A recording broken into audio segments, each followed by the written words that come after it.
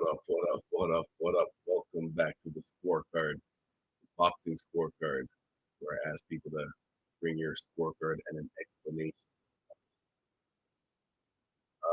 This week, the main event was definitely was not much to score. We had David Benavidez and David Lemieux.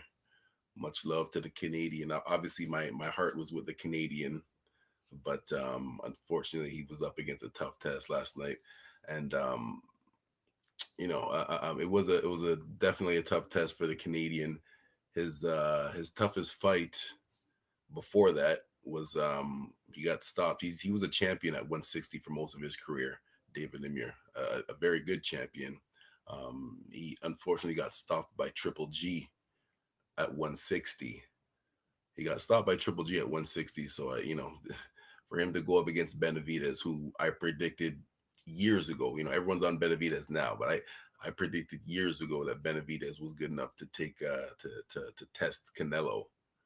Um, so it was a very tough test for the Canadian. Unfortunately, only lasted 3 rounds, 3 tough rounds, and Benavidez, he showed why he is the next one in line, should be the next one in line for Canelo. Um, he obviously retained his belts. One of the main reasons why I felt Benavidez had the best chance out of all those rest of the guys of beating Canelo was not just because of his size, was because of the experience, too. He actually came up. He came up. He came up. Used to be a heavyweight as when he was a lot younger, and lost that and worked out and lost all that weight. Yeah, I know they're watching. They're watching. Lost all that weight, got himself down to the 168-pound division, and as far as the experience, he's been sparring guys like Triple G, Peter Quinlan, and what's the last name? Kelly Pavlik, since he was 15 years old. Since he was 15 years old, he was sparring all these guys. So think about that. He's 25 years old. For the past 10 years, he's had, championship level sparring. Obviously, sparring is a lot different than the real thing. But when you're sparring against top level competition, again, Triple G, Kelly Pavlik. Kelly Pavlik might be a little bit older for some of you guys to remember, but he was a very good champion at the middleweight division. He beat Bernard Hopkins, beat Jermaine Taylor. From Youngstown, Ohio, I believe. Very tough fighter. Obviously, you guys know Triple G, and this is when Triple G was in his prime coming up. Benavidez was sparring with him when he was 15 years old, and Peter Quinlan, also a former middleweight champion. Benavidez was sparring with him too. So I think Benavidez is ready for Canelo, not just to be in there with him, to hang in there with him, but to actually beat him, to actually beat Canelo. So that the good thing about Canelo losing last week or the week before at the light heavyweight division, shout out to Dimitri Bivol for a very good boxing performance.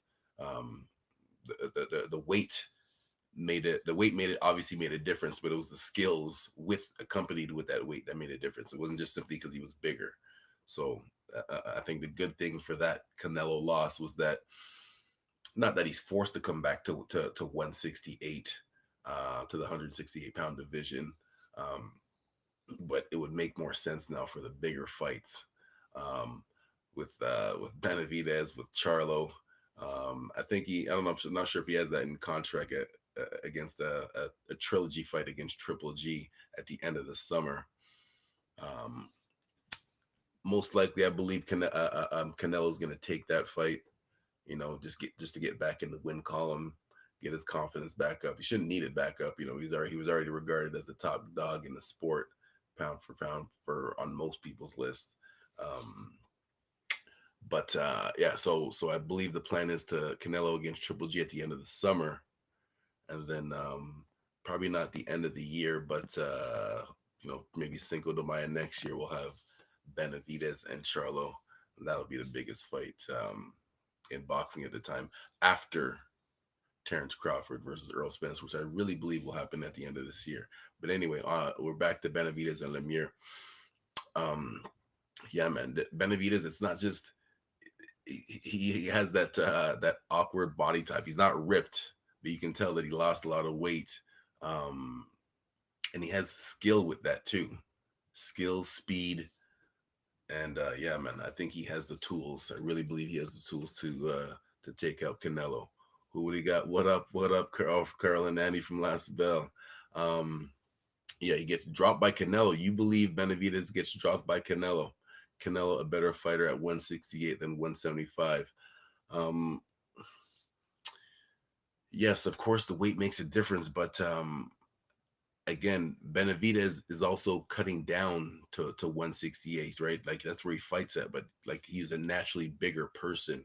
So that's why I believe Benavidez will still, when they fight at 168, I believe Benavidez will still be physically the bigger person. Um, when it comes to speed, here's the difference that I see between Canelo and Benavidez. When it comes to speed, Canelo punches hard, and I've mentioned this specifically on a couple of fights before, a couple of times before about other fighters, specifically with Canelo. Canelo throws a lot of what I like to say single punch combinations. I know it sounds contradicting, combinations is usually two or three more punches together. But but because he focuses on throwing it so hard, it's not like fluid combinations. It's just like boom, boom, like one punch at a time. Benavidez has more like fluid combinations when he's throwing. He had that highlight reel knockout when he threw it looked like he did the bobblehead on his opponent as he went backwards into the ropes. So that's the difference I see in them is the speed. Benavidez is naturally the bigger guy. I think his hand speed is faster, and yeah, his confidence is there too. What you got to say here, Carl? Canelo not become a better fighter overnight. Is Benavidez a better fighter than Callum Smith? If they fought, yes, I believe so. Callum Smith is I respect Callum Smith, but I do not believe he's I think he's a top 10 guy between like 5 and 10, but not I don't believe he can beat the guys from 1 to 5. I think Benavidez would beat him. I think how about Callum Smith versus Charlo? How about that one? How about that one? I think that would be an even fight, and yeah, that'd be interesting. Callum Smith versus Charlo. Put that one on the table. How about that, Carl? We have enough. We have a big enough voice to get it out there. Let's see that one happen. um. So yeah, I just think Benavidez has those tools to be able to take out Canelo. So some exciting fights in the making in those middleweight classes from 160 to 168. Even at 175, it's going to be interesting to see what Bivol does, because I'm pretty sure Benavidez said he sparred with Bivol too. That's what I mean, man. Like he's naturally a bigger guy, um, and naturally a bigger guy with skills. Smith is too big for Charlo. You think so? At 168, that would be at 168, right? Um, you know, I think it'd be a little bit closer. I'm not sure who I'd pick. Cam Smith, definitely a nice long boxer, uses his straight punches. Charlo's gonna want to catch a jab and use his power to get on the inside. So yeah, it would be very interesting. Would be very interesting. Um, anything else to say about that one before I move on? No, no, no. If something else pops up, I'll come back to that after. Um, Another match I got to score yesterday was someone from our Talkin Fight network, fellow um, fellow showmate, David Rajuili. One more comment here about Canelo. I think people are underestimating Canelo. Bivol is special. Benavidez isn't. Whoa, Carl. Bivol is. I mean, Bivol, just to go back to that real quick. Bivol did to Canelo exactly what Floyd did to him, but was a little bit bigger. Like I said, with Canelo displayed that body language that when he went back to the ropes and he just put his hands up and went like this, waved at him to come forward. That was the same body language that he gave. I haven't seen Canelo have that body language since the Mayweather fight. When he showed, like I said, nobody quits. No boxers actually quit like that. But that body language, when you just back up to the ropes and ask your opponent to come here, that's basically saying, it's too hard for me to get you out there. I can't beat you out there. So what I need you to do is come forward and change how you're fighting so that it gives me a better chance to win. That's the body language that Canelo gave. So Bivol is special like that with his skills, yes. And whether you think Benavidez might not be special or not, I mean, like, how about this? Benavidez could be kind of comparable to someone like Sean Porter, who might not be special in a way that he's not doing any crazy tricks or things that's going to make you say ooh or ah, but he's going to be in extra shape, and he's not backing up, and he's going to be in your face the whole time. And that's what I believe Benavidez is. Benavidez might not be flashy, he might not do things to end up on highlights with his crazy footwork or stuff like that, but I just believe he has the tools to get in there. Another, you got something else here, Carl. Benavidez isn't good enough to execute a Mayweather Bivol game plan. Canelo would KO him. Ooh, interesting, Carl. I definitely do not see that happening. Wow. Okay. I really hope this fight happens now. Um, Shout out to Carl and Andy from the Last Bell Boxing, the number one boxing podcast in the UK, every Thursday, 2 p.m. our time. So make sure you tune into them. So yeah, Benavidez and Canelo is the next big fight to make. All right. Moving on real quick. I'll come back to more Canelo stuff at the end. Canelo and Benavidez stuff. But on to the next fight that I got to score. David Rajuili versus Brian Nasia. This was in the Netherlands yesterday. A close one. I scored it 58-56. I scored the opposite from the judges. I scored it 58-56 for David Rajuili. It was a close fight. There was a couple of close rounds. And I'll go through my scorecard specifically. I had 3 close rounds. I had rounds 2, 3, and 4 marked as close rounds. And just to go through it real quick, first round, I thought David clearly won. He controlled it. He was very aggressive. But still making his opponent miss at the same time with slipping as he was coming in with his combinations. Nasia came back in the last 15 seconds, but Rajuili owned that first round. David owned that first round. Second round, I marked as a close round. I marked as a close round, but I gave it to David.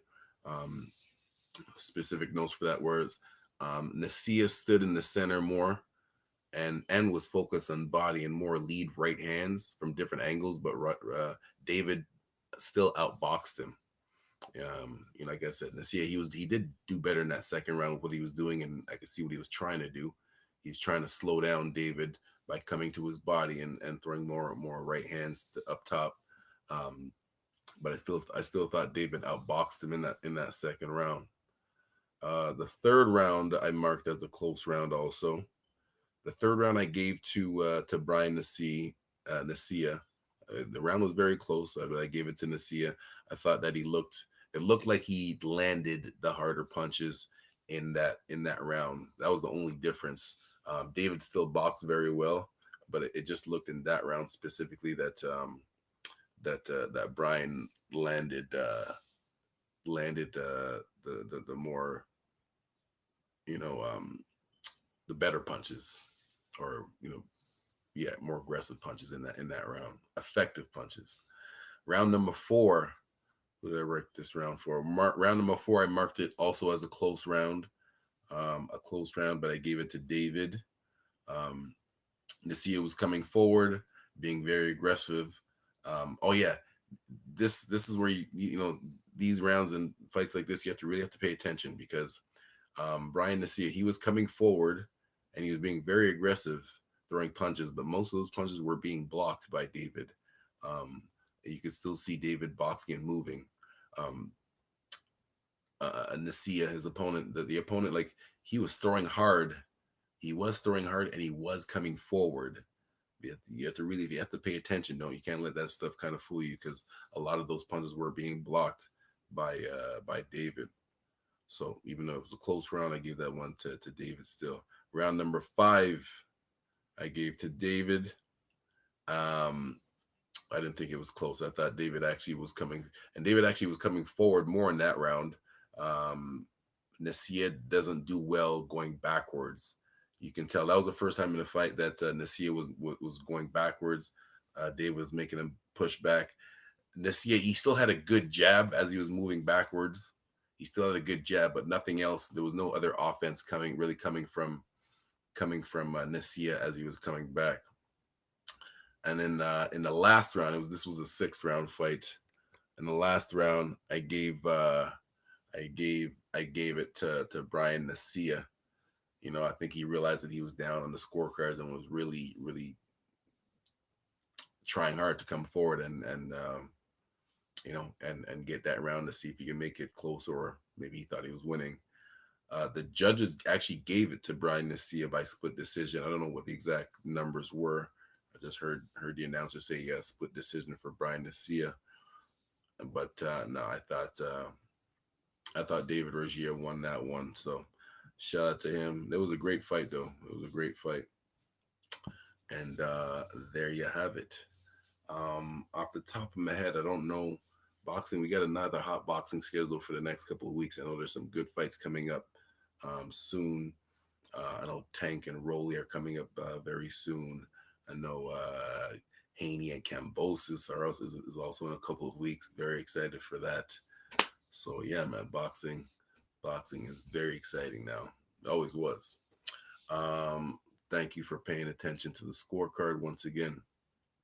Bring your scorecard in an explanation, not just simply your opinion. Follow Talkin Fight, like, share, subscribe on YouTube and on the webpage too. Today's Sunday, 4:00. We got the knockout of the week. Not sure who it's going to be yet. Make sure you stay tuned 4:00 on Sundays for that.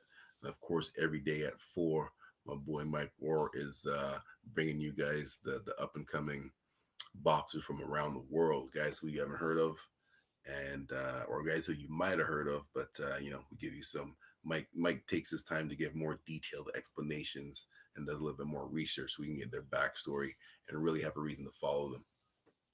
So yeah, I'll see you guys next week. Scorecard. Peace.